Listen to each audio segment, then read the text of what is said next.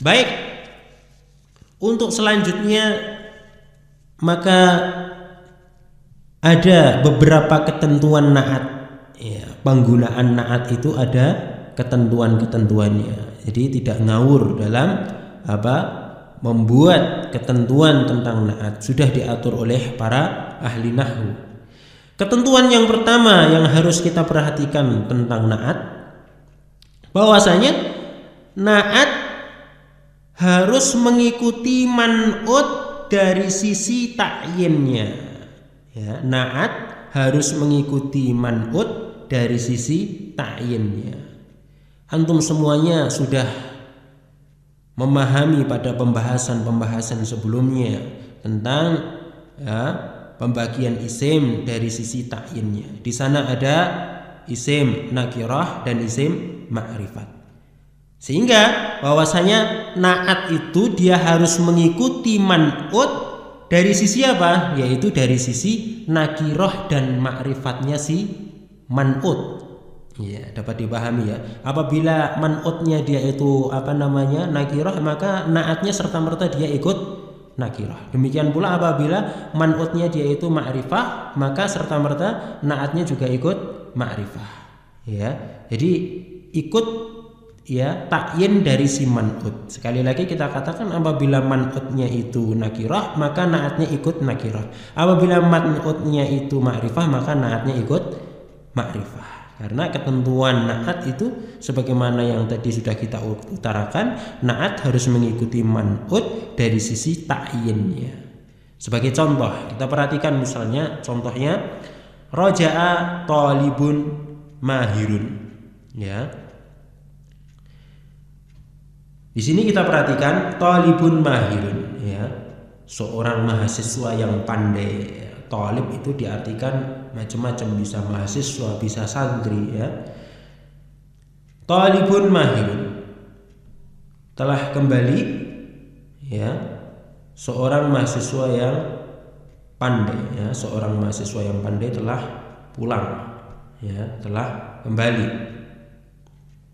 Kita perhatikan talibun, dia kan marfu sebagai fa'il, maka dia ada kata setelahnya yang sebagai naatnya mahirun, ya, yang mensifati si talib tadi, mensifati si mahasiswa tadi, ya.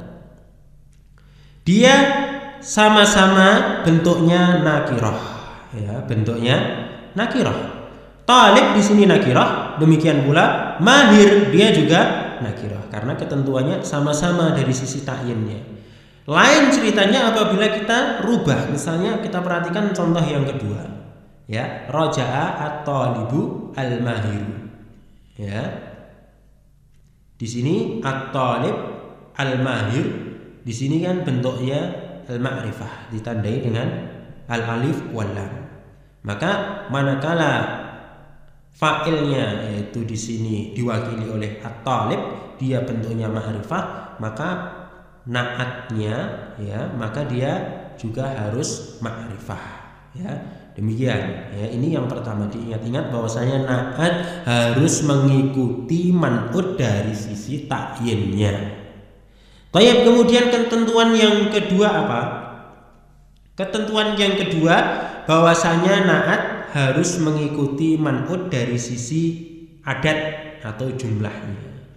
Maksudnya di sini bahwasanya naat itu harus mengikuti si man'ut dari sisi apa? Dari sisi mufrad, musanna atau jamak, ya. Apabila man'utnya dia mufrad, ya harus naatnya dia harus mufrad. Demikian pula apabila musanna atau jamak, ya. Kita ambil contoh, masih kalimatnya kita bawakan yang sama supaya, ya, dapat dipahami dengan baik. Contohnya misalnya raja'a talibun mahirun. Di sini talib, di sini bentuknya mufrad, tunggal, ya. Tunggal, ya. Seorang mahasiswa yang pandai telah kembali, ya, telah pulang, ya. Di sini bentuknya mufrad, maka mahirun juga mufrad. Ya. Antum semuanya juga kami kira sudah memahami tentang pembagian isim dari sisi adatnya. Ya, di sana ada ada mufrad, musanna dan jamak. Dan tentunya perlu diingat kembali tentang bagaimana pembentukan isim musanna, bagaimana pembentukan isim jamak dari mufradnya. Insya Allah sudah dapat dipahami. Kalau agak sedikit lupa bisa dimurojaah kembali pada pembahasan sebelumnya. Baik, contoh yang lain misalnya roja'a talibani mahirani. Nah, kalau ini adalah bentuknya musanna. Ditambahi dengan alif wan nun. Ada tambahan alif wan nun. Ya. Demikian pula karena dia bentuknya musanna sebagaimana yang kita utarakan, maka naatnya juga harus mengikuti man'utnya dari sisi adat, dari sisi jumlah. Karena talibani ini musanna ditandai dengan alif wan nun, maka naatnya mahirani. Ya, dia juga harus bentuknya musanna. Ya, atau double. Ya, 2 orang mahasiswa yang pandai telah kembali. Ya, saya untuk menyempurnakan contoh, kita bawakan contoh yang bentuk jamak. Roja'a tullabun mahirun. Nah, tullabun ini bentuk jamak dari talib. Ya, bentuk jamak taksir, ya, jamak yang tidak beraturan. Ya, kita perhatikan tulab, dia bentuknya jamak, ya, jamak taksir. Jadi sudah kita sebutkan. Maka naatnya, sifatnya juga harus bentuknya jamak, ya, bentuknya jamak, yaitu mahirun. Kalau jamak di sini kita jadikan dia jamaknya jamak mudzakkar salim dengan ditambahi wawu dan nun. Nah, intinya bahwasanya ketentuannya itu naat harus mengikuti man'ut dari sisi jumlahnya, adatnya, mengikuti man'ut dari sisi mufrad, musanna atau jamaknya. Baik, kemudian ketentuan yang ketiga.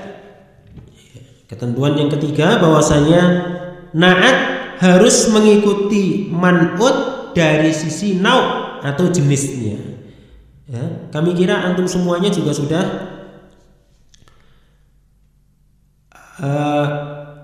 memahami, ya, tentang pembagian isim dari sisi jenisnya.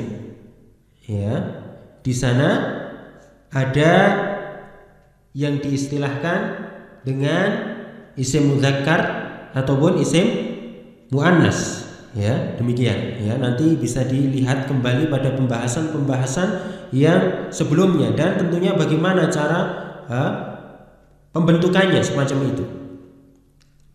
Baik, sebagai contoh misalnya kita masih ambilkan contoh yang sebelumnya untuk sekali lagi untuk mempermudah pembahasan kita, ya, supaya tidak terpecah-pecah pembahasan kita. Contohnya misalnya roja'a talibun mahirun. Di sini talib dia bentuknya adalah mudzakkar. Bentuknya apa? Mudzakkar, mahasiswa. Maka mahirun dia juga bentuknya mudzakkar karena mengikuti apa? Si man'utnya. Man'utnya talib dia mudzakkar, maka demikian pula naatnya yaitu mahir dia juga harus mudzakkar. Lain kasusnya apabila contohnya kita rubah, kita jadikan apa? Bentuk muannas. Kita jadikan bentuk muannas. Contohnya misalnya roja'a talibatun mahiratun, ya. Roja'a talibatun mahiratun. Ya, mahasiswanya kita rubah jadi mahasiswi, kita tambah dengan tak marbutah, ya toh.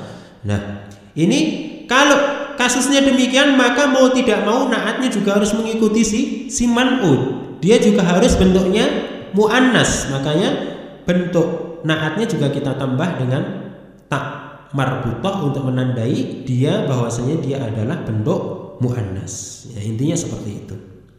Baik, ketentuan naat yang tentunya cukup mudah bagi kita untuk dapat kita pahami. Alhamdulillah.